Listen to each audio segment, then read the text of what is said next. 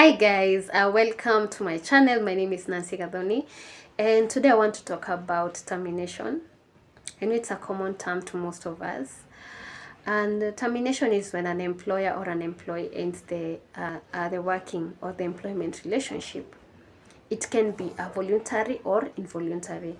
For voluntary termination, this is when an employee ends the employment relationship either by resignation. I'm trying to look for a perfect example, or yeah, retirement.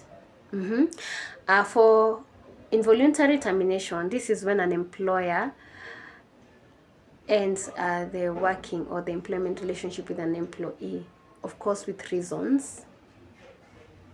And it is always against the employee's will. Yeah, some of these reasons are poor performance.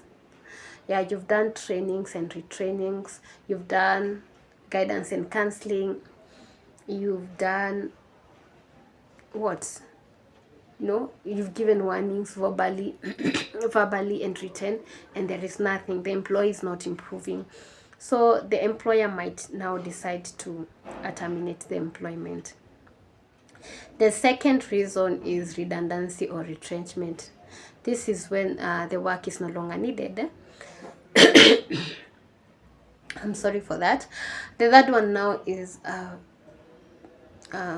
misconduct, of which you have two types of misconduct. You have gross misconduct and minor misconduct.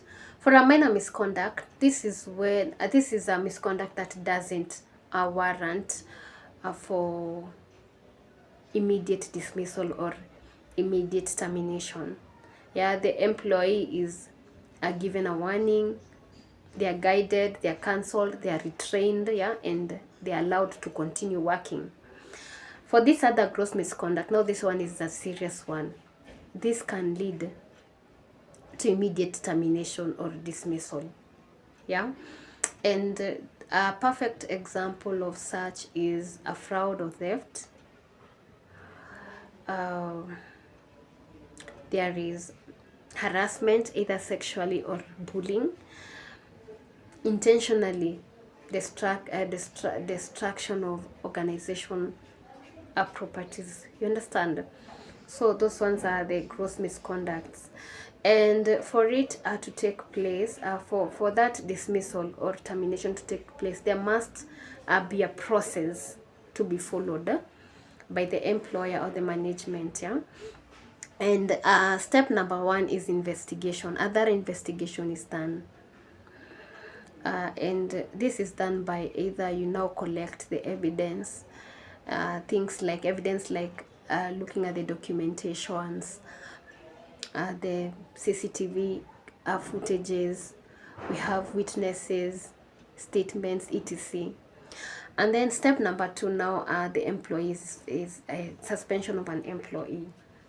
Yeah, and of course with pay, and it's not a punishment. Yeah, most of us see it as a punishment. It's not a punishment, it's a precaution, yeah, to avoid interference with the investigation.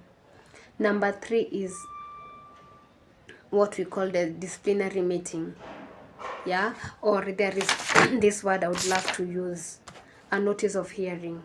Yeah, well known as disciplinary meeting. This now is when an employer now serves the employee with a written notice stating the allegations and the date of hearing.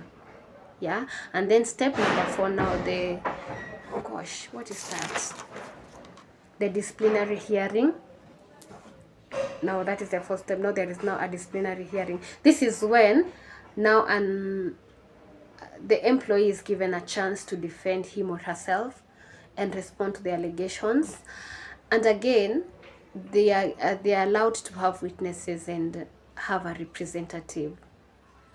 Step number five, there is a decision making. If the allegation is confirmed, now the employee is dismissed with immediate effect. You understand? So point number six, step number six, now there is an appeal. For this appeal, an employer is expected to have a fair review before finalizing the process.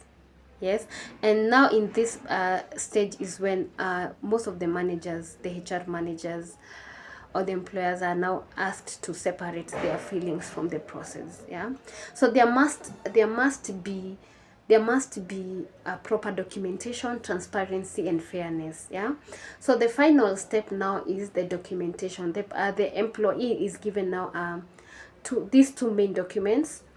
There is a termination letter and a certificate of service, a document. So a certificate of service document is mandatory. Either you like the employee or you don't like the employee, it's mandatory for him to have. So also I wanted also to have some, okay, there are some payment entitlement for this dismissed employee. So there are these paid entitlements that this person is supposed to be given, and the first pay is the payment of work up to the dismissal date. I think I put that correct, yeah? So he or she must be paid that amount, the payment of work up to the dismissal date. The second pay is the unused leave days. They must be paid for those leave days. And the other one is a notice pay. Yeah, and this is because it's done because a person already has a contract with the organization, and so because of the dismissal was immediate, so they are entitled for that pay. They were never notified about the termination or the dismissal, so they're entitled for that pay. I hope I explained that well. I hope it is well understood. So I have this one question. What if the allegations were untrue? What happens to this employee? So this employees if the allegations are untrue, this employee is now allowed to continue with his employment, of course, with no penalty, and compensation is made for any damages. Yeah, for any damages during the investigation. So I hope this helps.